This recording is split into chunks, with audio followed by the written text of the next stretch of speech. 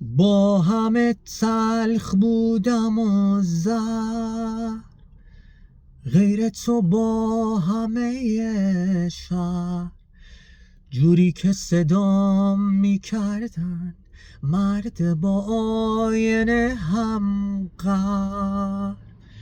با همه اما نه با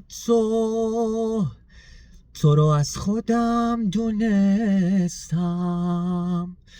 تو چه خوب ازم بریدی، من هنوزم نتونستم. تا زدی آینم و با سنگ ترک ترک شکستی،